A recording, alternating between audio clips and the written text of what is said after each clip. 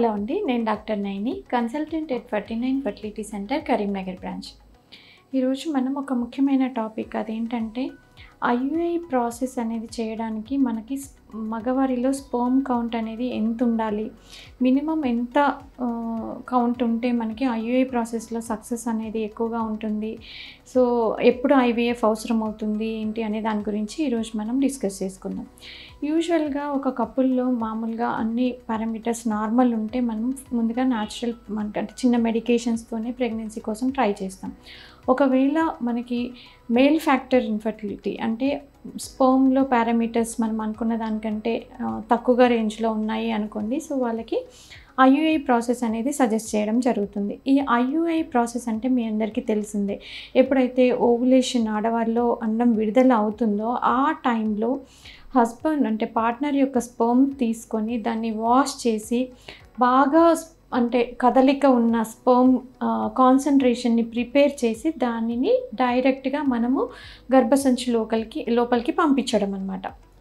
So ఈ process అంటే semen ప్రాసెసింగ్లో మనకి ఏమవుతుంది అంటే ముందుగా అబ్నార్మల్ స్పర్మ్స్ అన్నీ కూడా మనము ఎక్స్క్లూడ్ చేయొచ్చు.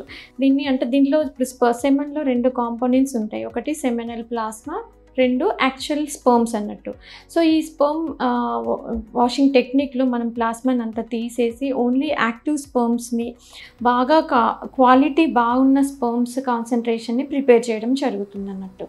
సో మనకి ఇప్పుడు ఎంత కౌంట్ ఏ పారామీటర్స్ని చూసి మనము వీళ్ళకి ఐయుఐ ప్రాసెస్లో సక్సెస్ ఉంటుంది అని చెప్పి డిసైడ్ చేయాలంటే మెయిన్గా 3 పారామీటర్స్ ఉంటాయి సెమెన్లో. ఒకటి sperm count, second sperm motility అంటే కదలిక పర్సంటేజ్, థర్డ్ ఏంటంటే స్పర్మ్ మార్ఫాలజీ అంటే కరెక్ట్ ఆకారం ఉన్న షేప్ ఉన్న కణాలన్నమాట.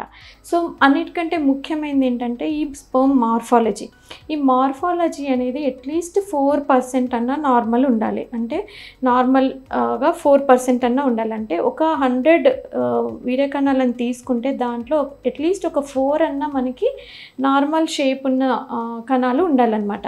ఒకవేళ మార్ఫాలజీ అనేది 4% కంటే తక్కువగా ఉంది అనుకోండి, వాళ్ళకి ఐయుఐ ప్రాసెస్లో సక్సెస్ అయ్యే అవకాశం తగ్గుతుంది అనమాట. ఇప్పుడు స్పర్మ్ మార్ఫాలజీ తక్కువగా ఉంది అన్నప్పుడు మిగతా 2 పారామీటర్స్ చూసుకుంటాం. వాళ్ళ స్పర్మ్ కౌంట్ ఎట్లా ఉంది, కదలిక పర్సంటేజ్ ఎట్లా ఉంది అని చెప్పి.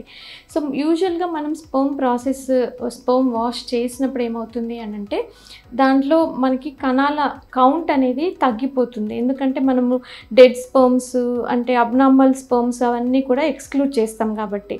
సో 50% మనకి కౌంట్ అనేది తగ్గుతుంది వాష్ చేసిన తర్వాత. కానీ కదలిక పర్సంటేజ్ అనేది 50% పెరుగుతుంది అనమాట, ఎక్కువ అవుతుంది. యూజువల్గా మనము ఈ స్పర్మ్ కౌంట్ మొటిలిటీతో పోస్ట్ వాష్ మనము ఒక పారామీటర్ని క్యాలిక్యులేట్ చేస్తాం. అదేంటంటే total motile sperm fraction wash చేసిన తర్వాత అది ఎన్ని మిలియన్స్ ఉంది అని చెప్పి. సో దాన్ని బట్టి మనము ఐయుఐ చేస్తే సక్సెస్ అవుతుందా లేదా అనేది డిసైడ్ చేయొచ్చు. సపోజ్ ఇప్పుడు post wash sperm count, total motile sperm count అనేది మనకి 5 మిలియన్స్ కన్నా ఎక్కువగా ఉంది అంటే వాళ్ళలో ఐయుఐలో సక్సెస్ రేట్ అనేది బాగుంటుంది. At least 10 to 15% maximum success rate ఉంటుంది అన్నట్టు. ఒకవేళ అదే కనుక 1 మిలియన్స్ కన్నా తక్కువగా ఉంది అంటే వాళ్ళకు ఐయుఐ ప్రాసెస్లో సక్సెస్ అనేది చాలా తక్కువ, అంటే 3% కంటే కూడా తక్కువగా ఉంటుంది అన్నట్టు. సపోజ్ ఇప్పుడు ఆ post wash total motile sperm fraction అనేది 1 to 5 మిలియన్స్ మధ్యలో ఉంది అనుకోండి, వీళ్ళలో కూడా ఐయుఐ ప్రాసెస్లో మనకి సక్సెస్ అయ్యే అవకాశాలు కొంచెం తక్కువగా ఉంటాయి. సో వీళ్ళలో మరి వాళ్ళకి ఐవీఎఫ్ యూజువల్గా ఇప్పుడు 1 మిలియన్ కన్నా తక్కువగా ఉంది అంటే వాళ్ళకి ఖచ్చితంగా ఇక్సీ ప్రాసెస్ అడ్వైస్ చేస్తాం మనం. మరి 1 to 5 మిలియన్స్ మధ్యలో ఉంటే ఏంటి అంటే వీళ్ళలో వాళ్ళు ఐవీఎఫ్ ప్రాసెస్కి రెడీ లేరు అని అన్నప్పుడు వాళ్ళలో ఐయుఐ ప్రాసెస్లో సక్సెస్ రేట్ ఇంప్రూవ్ చేసుకోవాలి అని అంటే మనం 2 పద్ధతులు చేసుకోవచ్చు. ఒకటి డబుల్ ఎజాక్యులేషన్ అంటే 2 సార్లు వాళ్ళకి స్పర్మ్ శాంపుల్ తీసుకొని వాష్ చేసి పూల్డ్ స్పర్మ్ ఫ్రాక్షన్ని మనం మొటైల్ ఫ్రాక్షన్ని తయారు చేసి ఐయుఐ ప్రాసెస్ చేయడం. దీనివల్ల మనకి సక్సెస్ అనేది కొంచెం ఇంప్రూవ్ చేయొచ్చు. సెకండ్ ఏంటంటే డబుల్ ఐయుఐ. డబుల్ ఐయుఐ అంటే ఏంటంటే చాలా స్టడీస్లో మనకు సింగిల్ ఐయుఐలో సక్సెస్ రేట్ అనేది బాగానే ఉంటుంది అని చెప్పి ప్రూవ్ అయింది. కానీ ఎప్పుడైతే ఈ మేల్ ఫ్యాక్టర్ ఇన్ఫర్టిలిటీ అనేది ఉంటుందో వాళ్ళలో ఈ రీసెంట్ స్టడీస్ ప్రకారం ఇలా డబుల్ ఐయుఐ చేసినప్పుడు మనకి సక్సెస్ రేట్స్ అనేవి ఇంప్రూవ్ అయినట్టు చూసామన్నమాట. అంటే మనకు ఓవులేషన్ అయిన తర్వాత 24 అవర్స్కి ఒకసారి 48 అవర్స్కి ఒకసారి 2 సార్లు ఇలా మనం స్పర్మ్ ప్రిపేర్ చేసి వాష్ చేసి ఐయుఐ ప్రాసెస్ చేసినట్టయితే వాళ్ళలో సక్సెస్ రేట్ని ఇంప్రూవ్ చేయొచ్చు అన్నట్టు.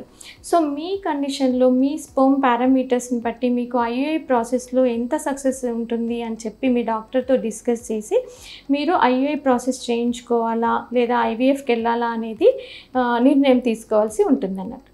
Thank you.